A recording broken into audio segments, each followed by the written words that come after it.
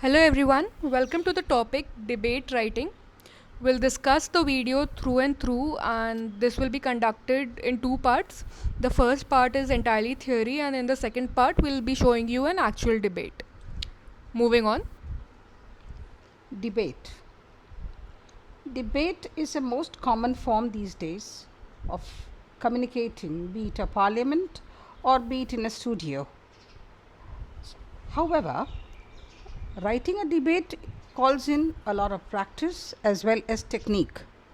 Before we go, we have to learn what is a debate. A debate is an organized argument or contest of ideas in which the participants discuss a topic from two opposing sides. Those who agree with the statement or ideas are pro side, and those who will not agree with the statement or ideas, we are the con side. Each side will show in an organized and clever way why they believe to have the right answers. They will use examples and evidences to support their ideas while working towards a conclusion. Marking scheme, since we have this, we are learning in the question for our exams point of view, so marking scheme equally becomes essential. So format carries 1 mark, content carries 4 marks, expression has 5. I can further bifurcate that grammatical accuracies, appropriateness of words and spellings 2.5, and coherence and relevance of ideas and style 2.5. So in all it makes 10 marks question.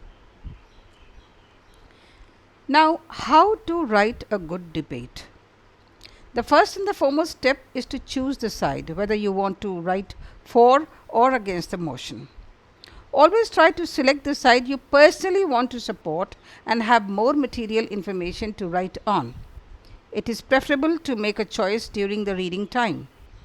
The ideal debate must consist of 4 paragraphs, namely the introduction, beginning, argument, the conclusion. Let's discuss each of them in detail. Now, before we begin to write a debate, you have already made up your mind to decide whether you are going for the motion or against the motion. So, there isn't any heading. However, you only have to write for the motion or against the motion. After that, we have the introduction. Now, it's a very baffling question for many of us that how do I begin? So, the best way is to begin with a quote or some fact. Second is that marks the opening of the debate. Second is the beginning address. The beginning address would be the general addressing of the audience, and of course the courtesy calls, that is seeking the permission of the moderator or the chairperson who is chairing the entire debate. Now, as I said, the beginning. So, this is the main paragraph or the body of your answer. So, before we embark upon that, always begin with the meaning of the topic or the explanation of the topic. Rather, you can have your definitions to that. It can be your own definition at times also, and it can be you are defining it through someone, some authoritative person on the particular subject. Argument should be validated with the appropriate facts and statistics. That what I mean is figure and data. You see, I am making an argument, but I do not have any facts to show. It doesn't make sense. Why am I arguing? On what grounds am I arguing? Hence, it is this. Make sure you are clear with your thoughts, and then you'll be able to put them into words unambiguously. Unambiguously, without causing much of confusion to the reader or the listener, and of course to the examiner. How to write a good debate? In the second part, the first one I did the beginning, the second part, that is the second paragraph, as I could say here, is the argument. Then this is the main crux of the entire debate. So, the primary thing over here is the keynote with mounting defense for or against whatever you choose. Give your stand or opinion for the motion with the persuasive strategies. What I mean over here is this: If you are saying for, I stand for the motion, I stand against the motion, and then why do I in the subsequent lines that will come up. Now, I would suggest here you to have 2 to 3 very solid arguments. You are affirming why do you believe, or why are you for, or why are you against.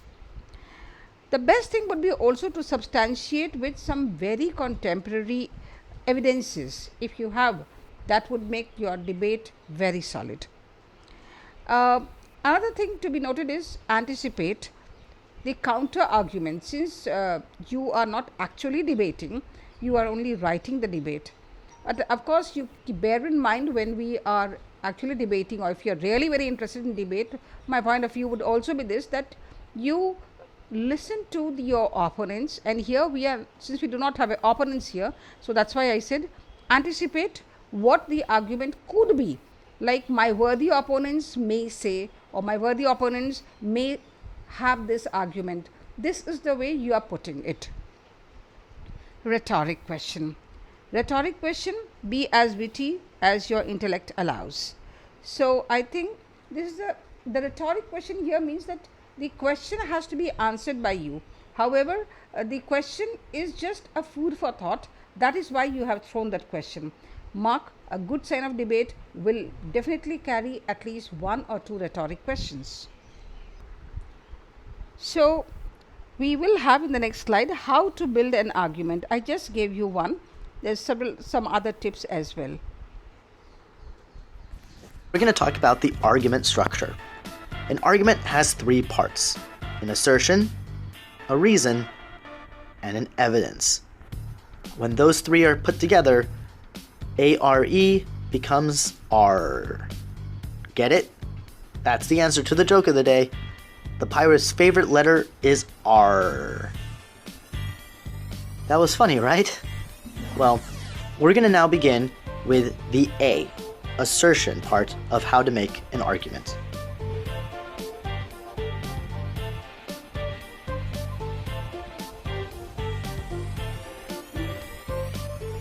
The definition of an assertion is a claim or statement that needs to be proven or explained.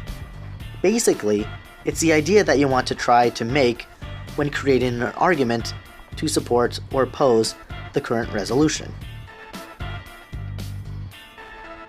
Let's go to the drawing board and try to make an assertion. Our resolution today is attending academies is good for children. Now, if we're thinking for the pro side, we should try to create an argument that describes how academies are good for children. The assertion that we have today is children enjoy learning at academies. This is a good assertion because it supports the resolution. It is a statement that can be supported with reasoning, and there can be evidence found to also support this argument. So, let's move on to the next part, the reasoning, and see if we can give strong reasoning to this assertion that we've made.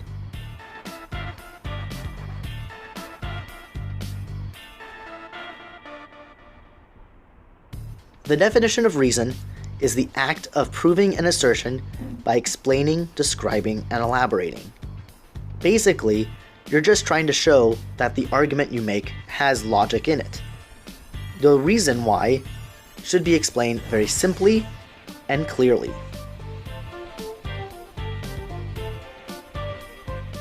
Let's go back to the drawing board with the resolution, attending academies is good for children. Now, if you remember, our assertion was that children enjoy learning in academies. Now we need to make a reason for this. We need to answer the why. Why do children enjoy learning at academies? So, we have a reason.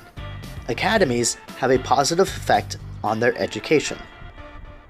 This reasoning supports the assertion and explains why children enjoy going to academies.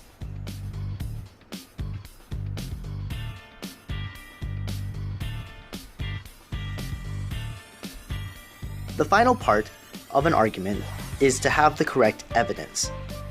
The definition for evidence are facts, information, or observations presented in support of an assertion. While there are different types of evidence, an example is listed below. Studies show that playing video games causes children to become more violent in personality. This evidence is missing some key parts that more advanced debaters will include in their arguments. This includes having an author, who did the studies, and the date. When were the studies conducted? These two pieces of information are very important when providing statistics, facts, or information relevant to the topic. But now, let's use this knowledge of evidence to the argument that we are creating.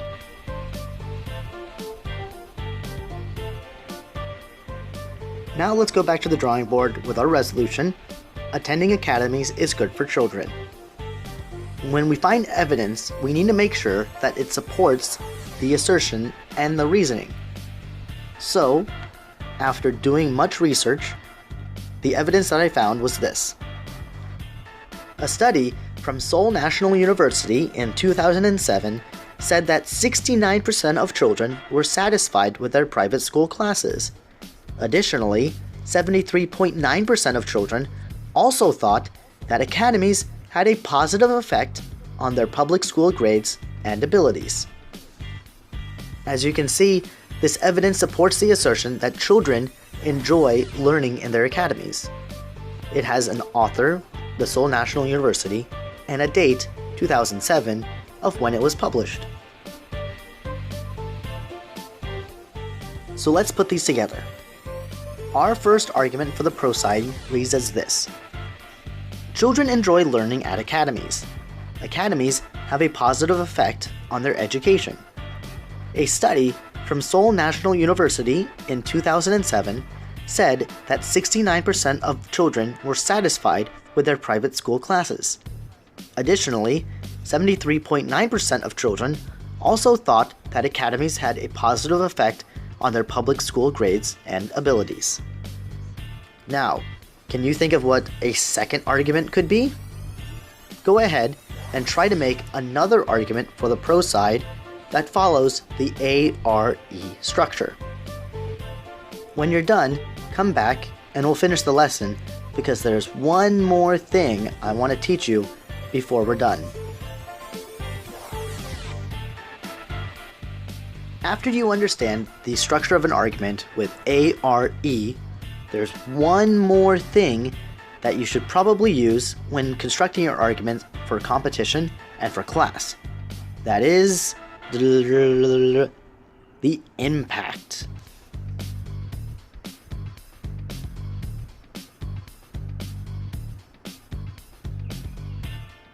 So what is an impact? At the end of the argument, you should explain why that argument is important in the debate. We all know that you should choose strong arguments, but if you can't explain why that argument is strong, or why that argument is important in the debate you're having, then the argument cannot really be used as a good way to show why you're the best team. The impact helps you explain the importance and the why your argument was used and should be considered at the end of the debate for why your team should win.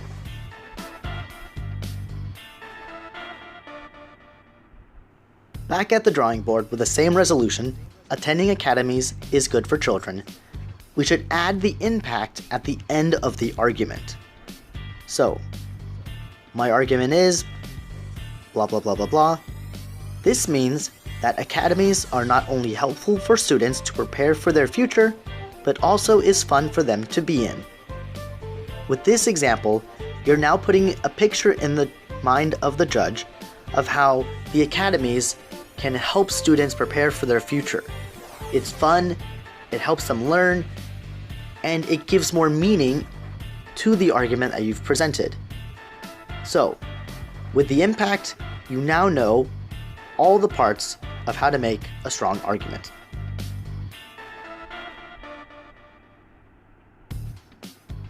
When making an impact, there are a couple of tips that you should be considering. First, you want to make sure that you use eye contact. You want to know if the judge is listening and understanding what you're saying. If the judge is not, you may want to change the way you word the impact of your argument. The second tip is to make it simple. You don't want to have a long, lengthy impact that doesn't make sense or doesn't outline the key part of your argument. If it is too long, it probably doesn't help the argument at all. The final tip is try to make the impact important to the judge. The judge is the one who will decide who wins and who loses, so you want to make sure that the impact relates to the judge and can get the judge to vote for your side.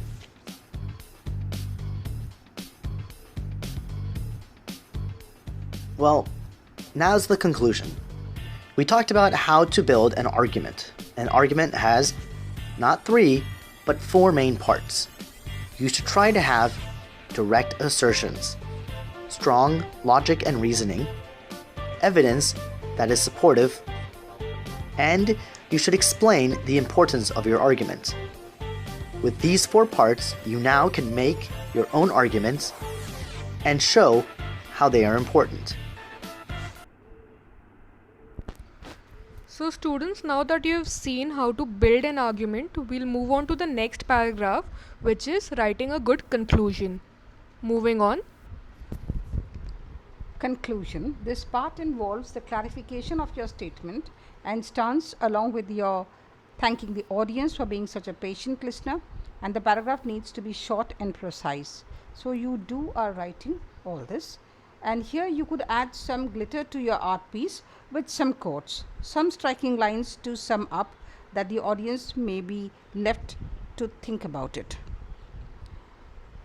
A few things point to be noted. Before you begin writing, write down all the points. You can have a rough sheet, and there you can have the maintaining of the sequence will come automatically when you are actually drafting it in the fair. Make sure you double check your grammatical accuracies and spellings as they carry marks. Paragraphing has to be there. Usually it is found that once a student starts writing, they forget about the paragraph.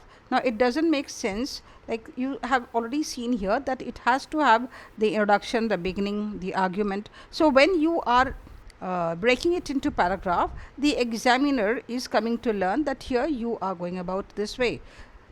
Always have a few general quotes in handy. This is important. Very often, we just don't want to memorize them. My hint is this, that learn to memorize quotes. They'll always help you in life and as well as in writing skills. So that's what I mean, that general quotes in handy.